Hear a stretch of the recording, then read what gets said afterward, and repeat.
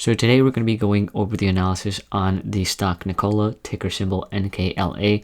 We're going to be going over specifically why it has been skyrocketing even though it just IPO'd a couple weeks ago. And we're also going to go over some things coming in the upcoming future that might affect the price action of Nikola. So if you're interested with things regarding the stock Nikola, make sure you stay till the end of the video.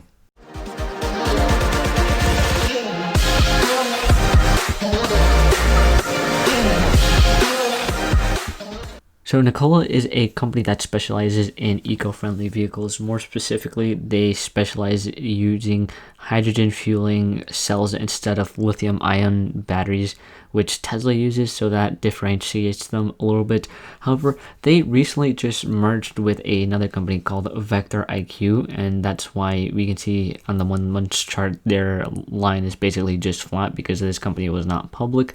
And so the merger with Vector IQ actually caused their stock to rise because by buying into Vector IQ, they gained a total cash on hand that Vector IQ had, which was roughly a little bit over 700 million. And so that's going to help them proceed with some of the projects that they have, more specifically the new truck that they are about to allow the public to pre-order.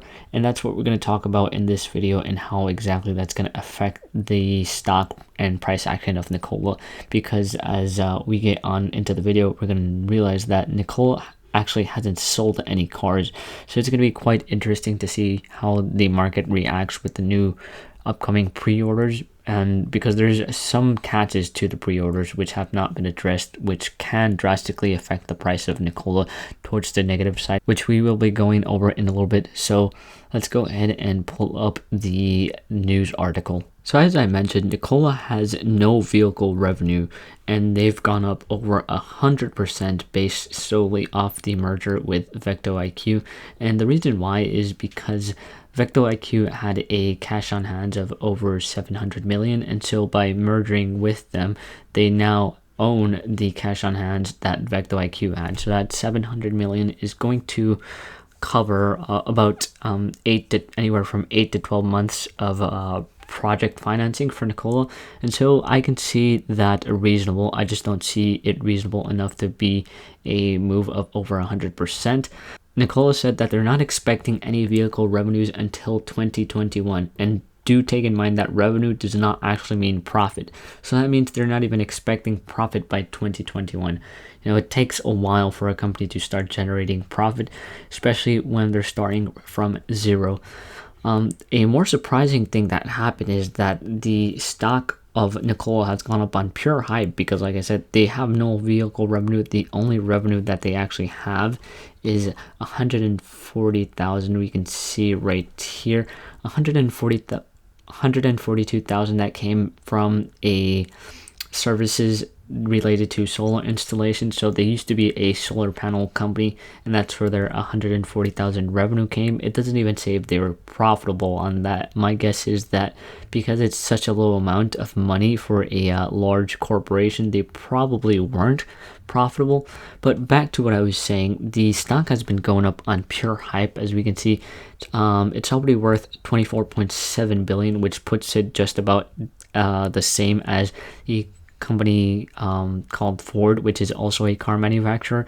And on the other hand, Ford actually has sales and revenue, and they also have a cash on hand of over 30 I think it's like 13 billion or something like that. So this is insane that the company of Nikola has gone up this much on pure hype. I think there's only a short amount of time left until people start realizing how crazy this move is and how unreasonable the move was. But more importantly, the 700 million in cash received by the merger of Vector IQ is not going to sustain the company for that long. We can see down here that they only expect the 700 million to carry them anywhere from 12 to 18 months, so about a year to a year and a half, and that's going to cover the cost for development and making the actual truck that they are planning on setting a pre-orders on June 29th.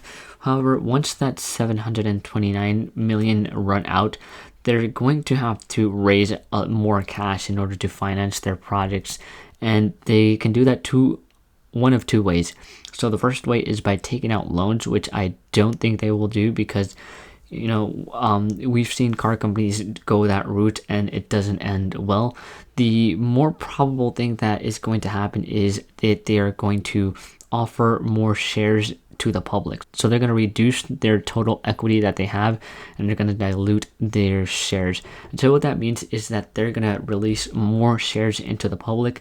And as I mentioned in previous videos, what that does is it creates a oversupply of the stock, and so that's going to cause the price of these shares to go down in value because there's going to be a lot more, and so each share is going to control a slightly less portion of the company, a smaller percentage depending on how many shares they decide to offer to the public.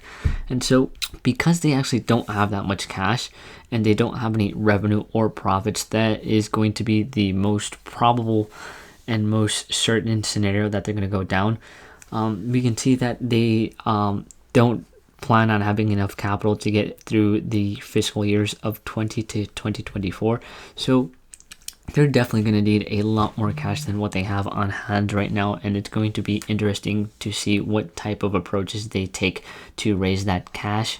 The last thing that I want to talk about this stock is their upcoming pre-order that is going to be for their new Beaver truck. I believe that's what it's called, or the Badger truck, which is this truck right here. And those orders those pre-orders are supposed to open on June 29th. And so that might make this stock go higher, but coming from my personal opinion, I don't think that's going to cause the stock to go higher, because of a couple of reasons. The first reason is that they haven't really made any clear information on how these pre-orders are going to work. So as of right now, they don't have a specific security deposit that they're going to have people put down in order to pre-order the truck.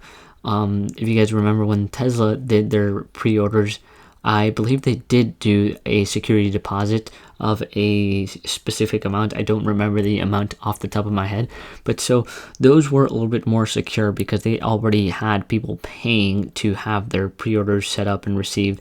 But in this case, they're not requiring people as of right now. There could be some news in the upcoming weeks before June 29th that they do make people put down a security deposit. But as I make this video on today, there is no clear information on how that's going to work.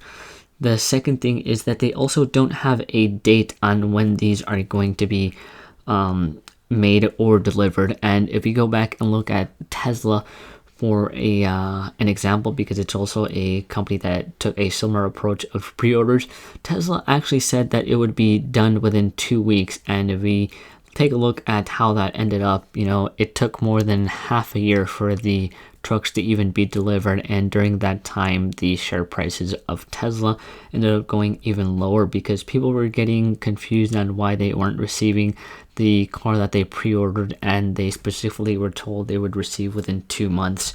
And so this is going to be a something to look out for.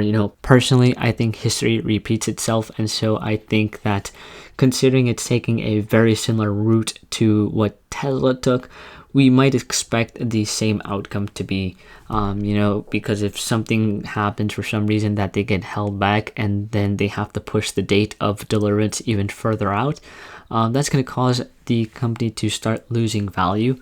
So that's something we're going to have to watch out, which is on June 29th, so in about 2 weeks. Right now, they're currently valued at a little under 30 billion. So it's going to be interesting to see whether or not they can hold their share price. If you ask me personally, I think that this company is definitely overvalued, considering they're worth more than companies that actually make a profit. And so where I see the price of NKLA going in the near future, I definitely see it dropping. I think, something reasonable.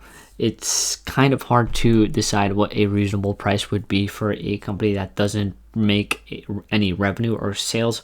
So I think it's just going to be up to the public to kind of decide how much this stock is worth. But I definitely don't think that the stock is worth over $60, which is where it currently trades at.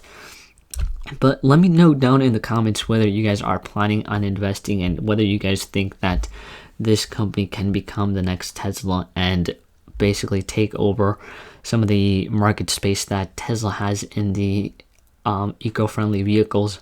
So that's pretty much it for this video. I hope you guys enjoyed, and I will see you guys in the next one.